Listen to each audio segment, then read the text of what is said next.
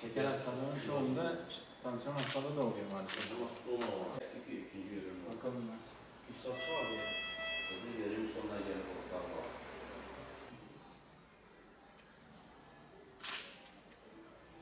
Nasıl tahmin ettin? Gelin her şey. Soru ya. Oraya soru işe yaramıyor. Susuz acı.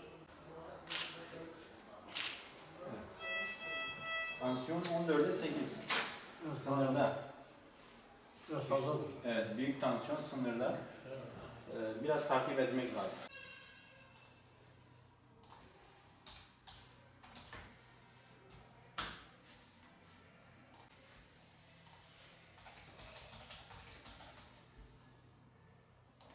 Hipertansiyon yani tansiyon yüksekliği kan damarlarınızdaki basıncın yüksek olması durumudur. Ve dünyadaki en önemli hastalıklardan, kronik hastalıklardan bir tanesidir. Şu anda en son verilere göre dünyada 1-1,5 milyar kadar insanda tansiyon yüksekliği olduğu düşünülüyor. Yani bu yetişkinlerden 3 kişiden birinde tansiyon hastalığı var manasına geliyor. Ve işin daha ciddi boyutu şu, bu tansiyon hastalığına sahip olanların yarısı hastalığının farkında değil. Hastalığın farkında olmayınca da tedavi de alamıyorlar ve bu hastalık o kişilerde maalesef başka sorunları da beraberinde getiriyor. Tedavi alanların da büyük bir kısmı yine maalesef kontrol altında değiller. Yani tedavi alsa bile tansiyonu tam ideal seviyede olmuyor. Tüm bunlardan dolayı tansiyon yüksekliği dünyada çok önemli bir hastalık oluyor ve dünyadaki ölümlerin en önemli sebeplerinden bir tanesi tansiyon yüksekliği şu anda.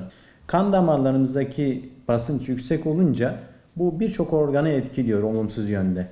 Ve bu tansiyon yüksekliği uzun süre devam ettiğinde böbrek yetmezliği, işte görme bozuklukları, işte inme, felç gibi olaylar, kalp hastalıkları, kalp yetmezliği vesaire birçok hastalığı peşinden sürüklüyor maalesef. Bu hastalığın bir şekilde tespit edilip ve kontrol edilmesi gerekiyor. Tansiyon hastası olup olmadığımızı en iyi tansiyonumuzu ölçerek anlayabiliriz. Bazı belirtilerden de tansiyon hastası olduğumuzu anlayabilir veya şüphelenebiliriz. Bunlardan en sık olanı baş ağrısıdır.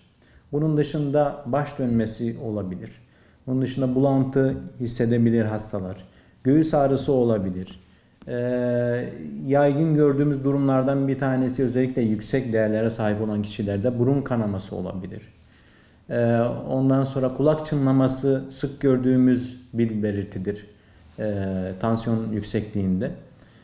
Tüm bunlar bize bir belirti sunuyor ve tansiyon hastalığı konusunda şüphe uyandıran belirtilerdir. Bu belirtilere sahip olan kişilerin muhakkak tansiyonunu takip etmesi, ölçtürülmesi, en azından haftada 1-2 kere ölçüm yapması gerekiyor. Bu sayede tansiyon hastalığını erken aşamada tespit etmiş, farkına varmış olur ve önlemini de erken almış olur. Tansiyon yüksekliğinin en sık sebebi toplumumuzda ve tüm dünyada aslında tuz tüketiminin fazla olmasıdır.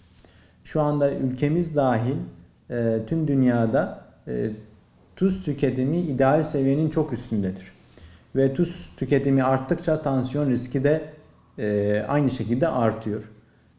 En sık sebep odur. Bunun dışında birçok faktör var tabii ki. Hareketsizlik ikinci sırada gelen faktör. Hareketsiz oldukça tansiyon değerlerimiz maalesef daha da yükseliyor uzun dönemde. Bunun dışında stres faktörleri tansiyon hastalığı için bir risk faktörüdür. Uyku kalitesinin kötü olması bir risk faktörüdür. Bunun dışında obezite, aşırı kiloya sahip olmak veya şeker hastalığı, kolesterol yükseklikleri vesaire bunlar da tansiyon hastalığını sonradan ortaya çıkarabilen hastalıklardır. Tansiyon yüksekliği için ilk yapılması gereken gerekiyorsa tedavi almaktır ve doktor takibini ihmal etmemektir. Ölçümlerini yapıp kontrol altında olup olmadığını tetkik etmek, anlamaktır.